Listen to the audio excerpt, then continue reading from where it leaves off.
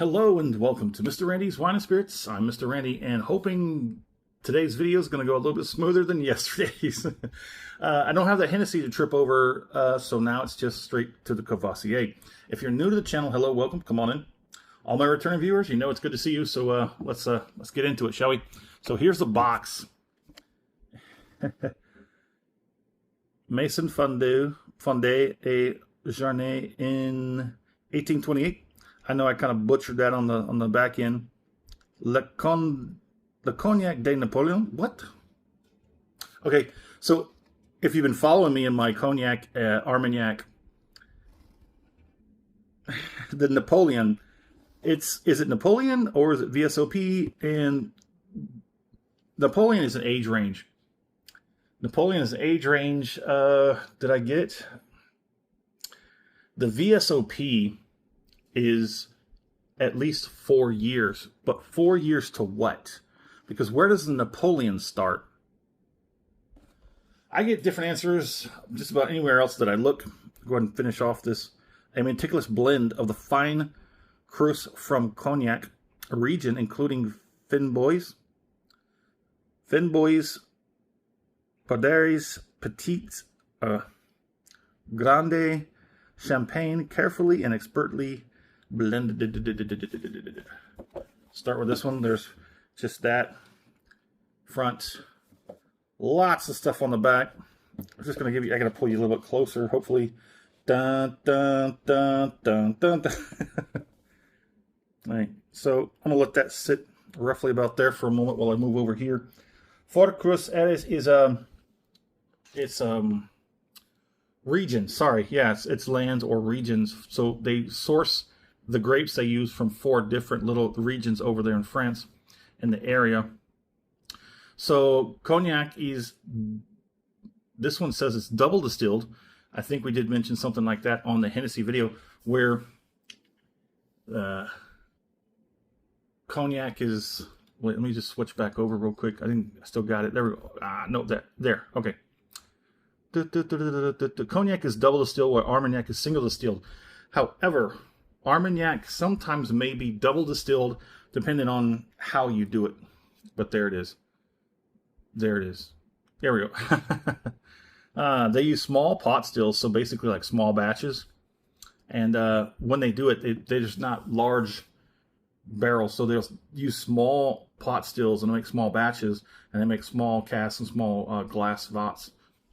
And there's what they call eau de vie, which is the spirit. It's kind of a sort of saying that it's blended, as you read there. It's a blending sort of thing. I'm sorry, you need to see more further down, don't you? Okay. Imported by Campari, 40%. Don't need that anymore. Everything you saw on the box is on the bottle. Maybe there's a little more on the bottle. But yeah, let's go ahead and get this. Let's get this poured. Cork pop. Organic. It's got a little yay on it. Okay, so we're going to go ahead and have our pour. And we're going to move on. So I do a 3-part series to my review. Part 1, off the rip, get it home, crack it open, have my first pour, share my first impressions with you because that's what we do. Part 2, halfway down, we call it the full review. I go online, we drink it down halfway, put the cork on it, put it back on the shelf, let it sit for a week and a half. I still haven't figured out, do I really need to let these cognacs and armagnacs sit? How long should I be letting them sit? I don't really know. I want to say probably more than wine, but less than like a whiskey. But I go online, find out next to nothing for the Courvoisier. Come back, we talk about it. I will score it, continue to drink it, because part 3, final pour episode, thusly named. We have the final pour in the glass, compared to the first pour off the rip, and everything in between. Now yesterday we said the Hennessy was a deeper, darker richerness to it. It's like a dark side cognac, while the Courvoisier was more of a little bit on the lighter side. Let's see what we got in our notes. Again, a minimum of 4 years in French oak, up to 12 years. I I'm just having a hard time nailing down. I think that's what the Napoleon is. I think the Napoleon is age range between 4 and 12. That's quite a gap. But then the XO is like between 10 and 15. So it's an age range. They don't nail anything down unless it's, what do they call it, single estate or single, something like that. But we're moving on. I paid $38.96 out the door for this $7.50, correct? Yeah, $7.50. 40% alcohol by volume. Pretty standard. Pretty standard upbringing, really. Let's get it on the nose. Yes, this is much brighter. Has more of a crispness to it. Very more like a baked plum, baked apple, less apple. Smells like marzipan. Let's quickly get on the palate.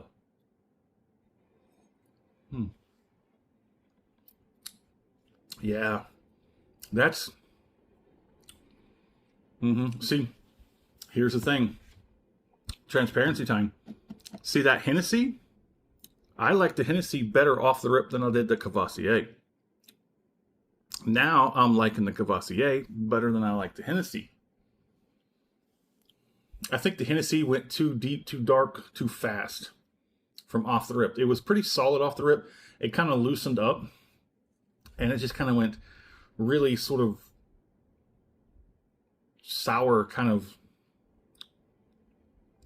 sourness to it, like a deeper, like a really deep, rich, somewhat sourness to it. Not throwing you off, but it's just, that's what it is. This has the same thing, except it's lighter, much, much lighter. Well, that one's more on the darker end, the darker, deep side of the pool. This is the lighter side of the pool. It's got a nice nose.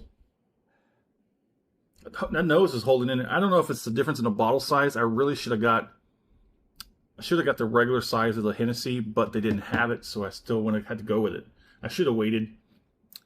I wanted to run them side by side, pretty parallel. And then I picked up that Remy Martin a couple days ago and did it off the rip. That's going to be a tough one because we've already passed on the Hennessy. Not saying it's how horrible, not saying it's bad, just saying I have 3 choices here. I'm going to pick the best out of the 3. Right now, the Remy Martin was pretty good off the rip. The Hennessy was also pretty good off the rip. This one was behind off the rip. Now it's kind of shifted. See, this is better full review than the Hennessy was. Now we have to get the Remy Martin up to speed. So let's go ahead and do one more.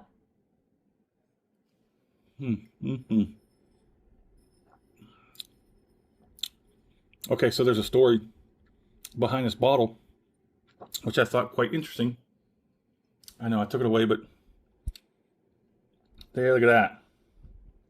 That's got good viscosity, good oiliness. I know I just smudged up the back. I keep forgetting to like really seriously wash my hands.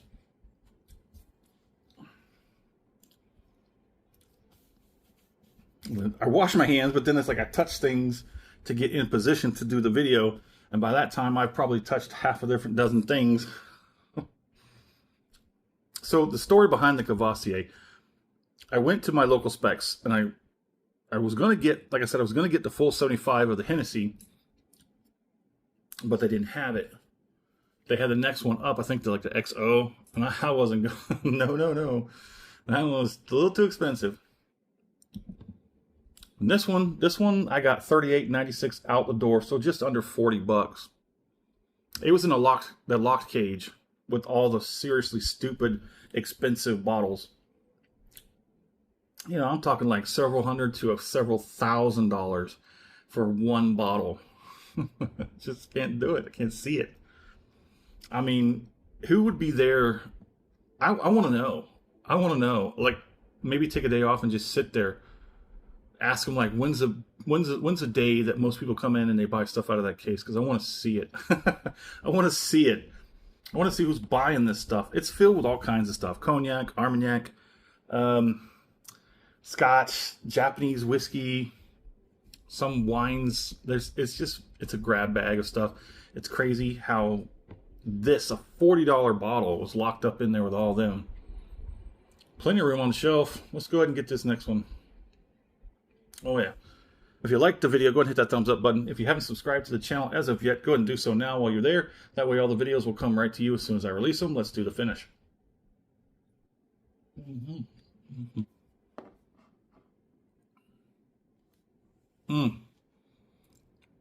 Oh yeah. So Courvoisier is taking the lead. Oh, that's beautiful. There's a sort of hidden dryness. It is oily. It does hit the palate well, but there's a sort of back-ended dryness that's not really dry, but that's the best way I can explain what it's doing.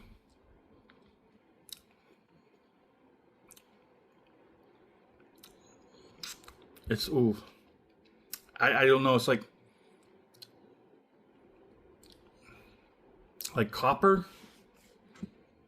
That's what's registering, like copper. Oily, deep, rich copper. Sort of a metal twangy taste. It tastes a lot better than the Hennessy. The Hennessy is a little bit too deeper, too dark, too rich. Too rich for my blood. No, it's just the way that it tastes. I think it probably needs to be drank quicker. We'll find out on the final pour episode with that Hennessy to see how that shakes out. This one was a little lacking off the rip, but now halfway down, it's smoothing out, rounding off. We'll see what happens on the final pour for that one. It's got a good finish. Lots of juicy fruits and stuff right up front. It sort of takes a nosedive and gives you deeper, darker, richer. Very easy to drink, much more so than that Hennessy, in my opinion. I like it. So Courvoisier VSOP has taken the lead over Hennessy VSOP. However, we have a new contender. Player 3 has entered the game. That Remy VSOP. I think the Remy VSOP is a little brighter, a little lighter, easier to drink than the Courvoisier. It has a sort of different sort of drink to it, different sort of feel and taste profile shifts a little bit differently from Hennessy and Courvoisier. The same way Courvoisier and Hennessy have a little bit of a shift between the two of them. It has a shift between all of them. But there it is. We need to score it. Absolutely. Sorry about that. Just under 40 out the door. I am saying it's taking a lead over the Hennessy, so we're going to have to push it above the Hennessy. I'm going to give this a pretty solid 4 out of 5. Solid 4 out of 5. I think this VSOP Cognac I think it's nice. I think it's a pretty good one. My fair price on this, I'm going to leave it alone. I'm starting to think your best bet for getting a good Cognac is probably going to be between $40 and $60. Now, you can get some good, decent stuff for $30 to $40 or $30 to $50, but I think once we get past the VSOP, once we get up to the XOs and stuff like that, we're going to start nailing it in. But I think it's getting a little bit more oaky. It spends more time in the barrels of casks, and it might take off a little too much of all that oakiness. But there it is. Scored it solid 4 out of 5. My fair price. Leave it alone. Would I buy this again? I'd very much so be considering it. After we're all done and done, if this is the last man standing, it'll win. It'll take the crown. But let's hold on to that for a moment, so shall we? While we do the Remy Martin. Yeah, because I think that's definitely a contender. The Hennessy has dropped to 3rd place, so there it is. In the comment section, I'd like to know where you're at. What are you currently drinking? What do you think about Courvoisier, Hennessy, Cognac in itself? Let's talk about it. As always, thanks for stopping by here at Mr. Randy's Wine and Spirits. Have a dang good one.